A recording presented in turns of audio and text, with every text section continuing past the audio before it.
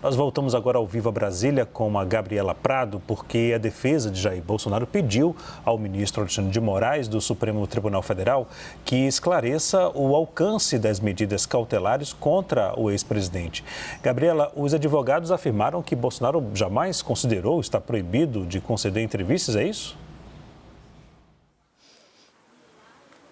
Exatamente, Leandro. A defesa justifica que não houve proibição para que Bolsonaro conceda entrevistas. Mesmo assim, ontem ele cancelou uma entrevista que ele teria em Brasília, pela defesa entender que essa entrevista, que seria transmitida nas redes sociais pelo veículo de imprensa, poderia infringir a medida cautelar.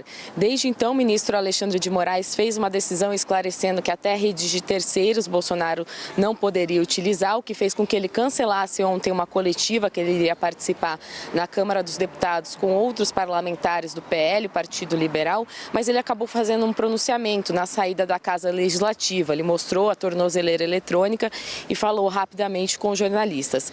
Por isso, Moraes deu uma decisão ontem à noite dizendo que a defesa deveria explicar o descumprimento de medidas cautelares sob pena de ter uma ordem de prisão se não cumprisse o prazo. A defesa cumpriu o prazo antes das 24 horas, apresentou a justificativa, rebateu Alexandre de Moraes dizendo que Jair Bolsonaro não descumpriu medida cautelar e não teve a intenção de fazer isso. A defesa ainda alegou que precisa de mais explicações sobre a extensão dessa medida cautelar de proibição do uso das redes sociais, das próprias redes de Jair Bolsonaro e de terceiros, e alegou que ele não vai fazer manifestações até que o ministro esclareça essa decisão. Vou ler o trecho em que eles falam sobre o uso das redes sociais e também sobre essa questão das entrevistas jamais terem sido proibidas. Diz a defesa, o embargante, no caso Jair Bolsonaro, não postou, não acessou suas redes sociais e nem pediu para que terceiros o fizessem por si.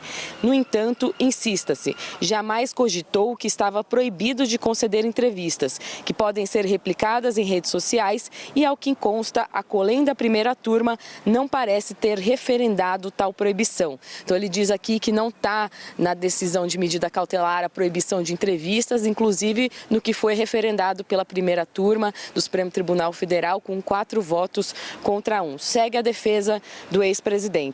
Afinal, se a proibição envolve transmissão ou transcrição de entrevistas, o embargante, na prática, está proibido de concedê-las, posto que ninguém tem controle sobre a forma de sua divulgação, a não ser e apenas inicialmente o próprio jornalista. Então, a defesa está pedindo mais esclarecimentos e, com isso, ganha um tempo de qualquer decisão que Bolsonaro tenha infringido a medida cautelar. A gente está aqui na frente do condomínio do ex-presidente, onde ele está na residência dele, já que uma das medidas cautelares também impõe que ele esteja no endereço que ele declarou até às 7 horas da noite. Volto com você, Leandro.